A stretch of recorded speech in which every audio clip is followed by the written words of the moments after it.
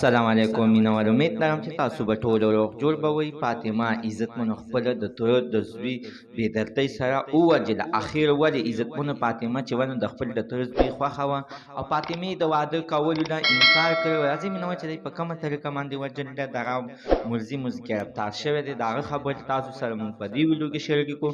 ما سره د ویډیو تر اخره پورې وګوره چې تاسو ته پوره معلومات در ورسېږي. دې معلومات نه مخکې راول زه تاسو ته دا یادګي نه وکړم، تاسو کو چینل زموږ په دې سوپر کلیک چینل کې نوي وي، چینل هم نوي سبسکرایب کړئ. مهرباني وکړئ تاسو زموږ د سوپر کلیک چینل د سره سبسکرایب کړئ، خوا کې ورسره د ټلۍ نشان ووهئ چې هر یوه نوي معلوماتي ویډیو تاسو ته په اسانۍ باندې در ورسېږي.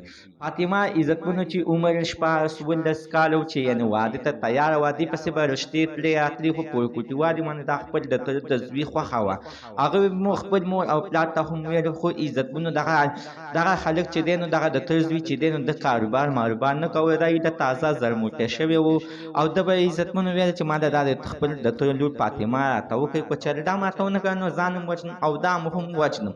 خو عزتمنو اخر عزتمنو چې دی نو هغه د تره زوی د مور او پلار یې نه منل، ویل چې صبر وکړه زویه ته لا د ګټې نه او ته بیا یعنې واده غواړې.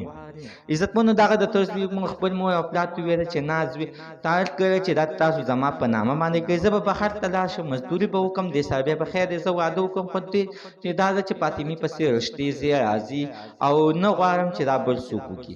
اخر عزتمنو فاطمې بیا هم سوال جواب ورته وکړو چې ته زما یعنې نه یې خوښ، ته چټي اخر د ځان نه زړه مه چوه او نه کوم تا سره واده چې په هر قیمت وي زه چې واده کوم، نه زه به بل چا سره کوم چې چا سره مې قسمت شوي، خو تا سره یعنې زه واده نه کوم.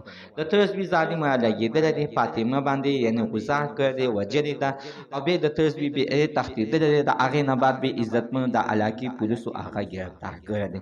زموږ د دې ویډیو مقصد عزتمنو دا ده چې هر کله چې داسې څه رشته په خپلو رشته دارانو کې خپل خاندان کې چې راشي نو کوشش وکړئ چې ورکړئ بیا د دغې نه دغه شاته غټ مصیبت او دا د غټ غمونه سازېږي. الله تعالی دې موږ او تاسو د داسې غمونو او د داسې مصیبتونو نه وساتي. زموږ د سره تر ننه معلومات د دې ځای پورې د نوي معلوماتو په اړه د سره زموږ د سوپر کلیک چینل د سره سبسکرایب کړئ، خوا کې ورسره د ټلۍ نشان ووهئ چې هر یوه نوي معلوماتي ویډیو تاسو ته په اسانۍ باندې در ورسېږي.